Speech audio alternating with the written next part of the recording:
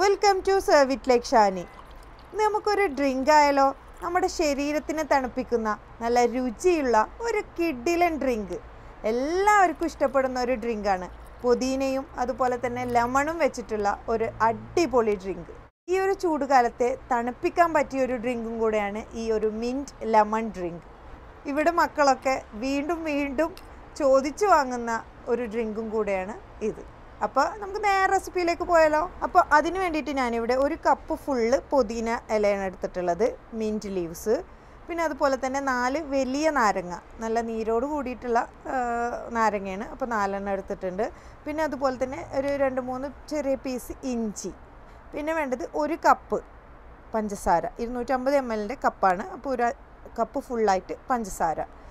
പിന്നെ വേണ്ടത് ആവശ്യത്തിന് വെള്ളം. 1 ലിറ്റർ വെള്ളത്തിലാണ് ഞാനിവിടെ പുതിന ഡ്രിങ്ക് ഉണ്ടാക്കുന്നത്. അപ്പോൾ ആദ്യമായി മിക്സിയുടെ ജാറിലേക്ക് നമ്മൾ കഴുകി വെച്ചിട്ടുള്ള പുതിന ലീവ്സ് ആഡ് ചെയ്ത് കൊടുക്കുക.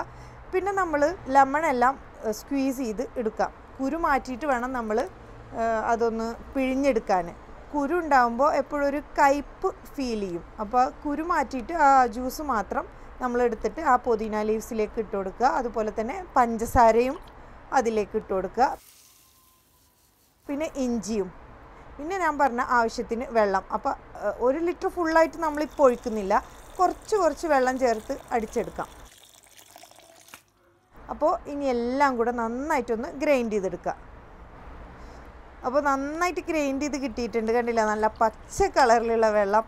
ഇനി നമുക്ക് ഡയലൂട്ട് ചെയ്ത് കൊടുക്കാം. അതായത് നമ്മൾ 1 ലിറ്റർ വെള്ളമാണല്ലോ എടുത്തിട്ടുള്ളത്. അപ്പോൾ ബാക്കി വെള്ളം കൂടി ഒഴിച്ച് കൊടുക്കുമ്പോൾ ആ കളറും അതുപോലെ തന്നെ എല്ലാം കറക്റ്റായിട്ട് കിട്ടും. അങ്ങനെ ഞാനിതാ 1 ലിറ്റർ വെള്ളം അതിൽ ആഡാക്കി കൊടുത്തിട്ടുണ്ട്.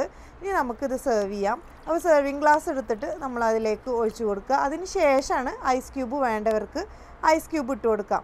ഇപ്പോൾ ഈ ഒരു നോമ്പ് കാലത്തൊക്കെ ആകുമ്പോൾ ഒരു ചെറിയ തണുപ്പോട് കൂടിയൊക്കെ ആകുമ്പോൾ ടേസ്റ്റ് ഉണ്ടാവും. പക്ഷേ വേണ്ടാത്തവർക്ക് അത് സ്കിപ്പ് ചെയ്യാം കേട്ടോ.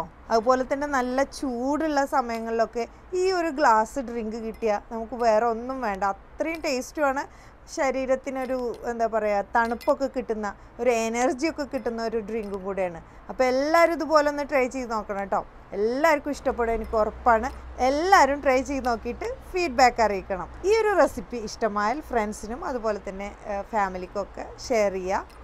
നമ്മുടെ ചാനൽ ഇനിയും സബ്സ്ക്രൈബ് ചെയ്യാത്തവരുണ്ടെങ്കിൽ സബ്സ്ക്രൈബ് ചെയ്യുക. അതിനടുത്തുള്ള ബെല്ലൈക്കൺ കൂടി ക്ലിക്ക് ചെയ്യുകയാണെങ്കിൽ ഞാനിവിടെ പുതിയ റെസിപ്പീസൊക്കെ അപ്ലോഡ് ചെയ്യുമ്പോൾ നിങ്ങളിലേക്ക് വളരെ പെട്ടെന്ന് തന്നെ എത്തുന്നതാണ്. ഇതുപോലുള്ള പുതിയ റെസിപ്പീസുമായിട്ടൊക്കെ വരുന്നവരേക്കും try to serve it like Shani.